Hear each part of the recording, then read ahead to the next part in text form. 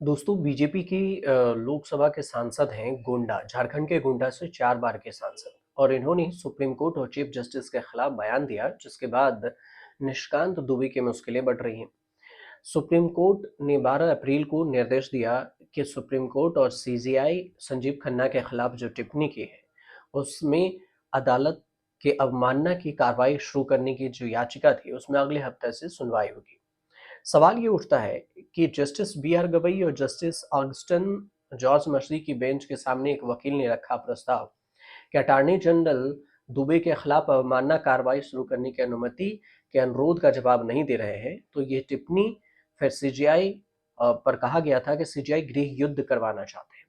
Attorney general से कोई जवाब नहीं मिला तो सीजीआई जस्टिस गवई जो जस्टिस गवई हैं उन्होंने कहा कि सीजीआई पर टिप्पणी किए हैं तो आप इसे लिस्टेड कीजिए।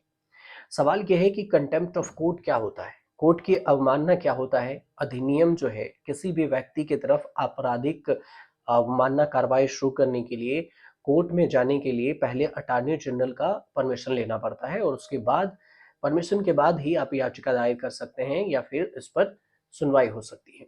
अटॉर्नी जनरल हो, सॉलिसिटर जनरल हो, परमिशन देता है तभी कोर्ट में केस चलता है। लेकिन सजा कितनी होगी ये भी समझना जरूरी है। देखिए, लेकिन सबसे पहले हम ये समझते हैं कि अटॉर्नी जनरल की परमिशन में जो बहुत ही सरल शब्दों में समझे तो सीजीआई या अन्य जजों पर जो टिप्पणी करना हो तो अपराध तो नहीं होता, क्योंकि भारत के संविधान 19(1) ए अभिव्यक्ति की स्वतंत्रता का गारंटी देता है, लेकिन ये भी कहता है कि आप कंटेम्प्ट ऑफ कोर्ट 1971 में कुछ सीमाएं हैं, आप इसकी भी गरिमा को ध्यान रखिए और न्याय की जो बात है उसको उल्लंघन मत कीजिए। संविधान के 19(2) के तहत कुछ यथोचित प्रतिबंध हैं, जो प्रावधान है, जैसे न्यायपालिका की गरिमा, सार्वजनिक व्यवस्था, नैतिकता, इन मुद्दों पर संभल कर बोलने की बात कही जाती है ताकि किसी की हानि ना हो। हानि मतलब अपमान ना हो, कोर्ट के जो स्टेटमेंट है उससे समाज में विश्वास ना उठे। तो इन सब को लेकर जो कंटेम्प्ट ऑफ कोर्ट है इसे चलाया जाता है। कंटेम्प्ट ऑफ कोर्ट का जो कानून है 1971 अवमानना को परिभाषित करता है और दो प्रकार की अवमानना होती है। नागरिक अवमानना, जो नागरिक के किसी भी निर्णय, डिक्री, निर्देश, आदेश, रीट अथवा अन्य किसी प्रक्रिया या किसी न्यायालय को निर्देश दिए गए उपकरण के उल्लंघन के समान अवज्ञा करने को ही अवमानना कहते हैं। नागरिक अवमानना। आपराधिक अवमानना है जो दायरा जो है इसका मतलब ये होता है कि ऐसी टिप्पणियां या कार्य जो कोर्ट की गरिमा को ठेस पहुंचाते हो, उन्हें बदनाम करते हो, उन्हें न्याय क्रिमिनल अवमानना कहते हैं।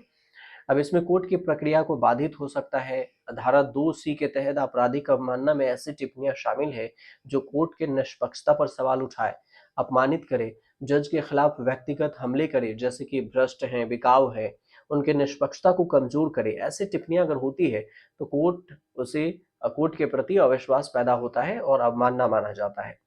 और यही नहीं, संविधान के अनुच्छेद 129 के तहत सुप्रीम कोर्ट को अवमानना की सजा देने की शक्ति भी है। कोर्ट ऑफ रिकॉर्ड भी होता है, जैसे संविधान का अनुच्छेद 129 कहता है कि सुप्रीम कोर्ट को कोर्ट ऑफ रिकॉर्ड का दर्जा देता है। 129 और 142 के तहत सुप्रीम कोर्ट को न्यायालय की अवमानना के लिए दंडित करने की शक्ति भी है। और इस शक्ति के अनुसार से आपको ये कार्रवाई कैसे हो सकती है, तो दो तरह से। एक तो सुप्रीम कोर्ट खुद स्वतः संज्ञान ले या फिर अटॉर्नी जनरल, सॉलिसिटर जनरल इससे परमिशन दे या किसी व्यक्ति द्वारा ये याचिका दायर की गई हो, तभी जाकर इस पर हो सकती है। लेकिन कोर्ट की टिप्पणी आपराधिक कब होगा ये हमने बता दिया था कि जब भी फैसला तर्कसंगत पर सवाल उठाया जाएगा, कोर्ट पर सवाल उठाया जाएगा, विश्वास पर होगा, तो जाके हम इसे वो अटेम्प्ट ऑफ कोर्ट कहते हैं। लेकिन अटेम्प्ट ऑफ कोर्ट में जो है सजा की बात होती है, तो सजा कितनी होगी, तो न्यायालय की अवमानना कानून 1971 की धारा 12 कहती है कि आपराधिक अवमानना के लिए अधिकतम 6 महीने की साधारण सजा होती है, 6 महीने की। ज्यादा और इसके अलावा जो जुर्माना है 2,000 रुपये जुर्माना लगाया जा सकता है या फिर दोनों ही सजाएं हो सकती है। भारत में अभिव्यक्ति की स्वतंत्रता है, लेकिन कोर्ट की गरिमा के साथ संतुलित रहने की भी बात होती है, चुनौती भी देती है। अदालत बार बार कहता है कि आलोचना के लिए आप खुले हैं, लेकिन व्यक्तिगत हमले या संस्थागत जो अपमान है वो बर्दाश्त नहीं किए जाएंगे। तो इस वजह से जो निशिकांत दुबे हैं उन पर बयानबाजी के दायरे में आ सकते हैं।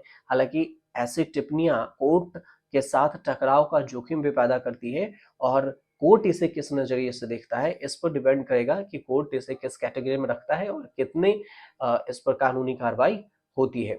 देखिए, इससे पहले ना कर्णन, जस्टिस कर्णन को सबसे ज़्यादा जो 6 महीने की सज़ा हुई थी, प्रशांत भूषण जो वरिष्ठ वकील हैं, उन्हें ₹1 के जुर्माना हुआ था।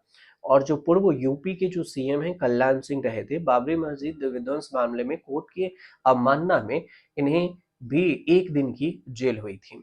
तो ये 3 केस थे जिसकी वजह से अभी तक चर्चा में रही है। और अटेम्प्ट ऑफ कोर्ट कब होगा, कितने दिन की सज़ा होगी, हमने आपको इस वीडियो में बताया। अगर आपको अच्छे लगे हो तो हमारे चैनल से जुड़िए, सब्सक्राइब कीजिए, शेयर कीजिए, कमेंट ज़रूर कीजिए।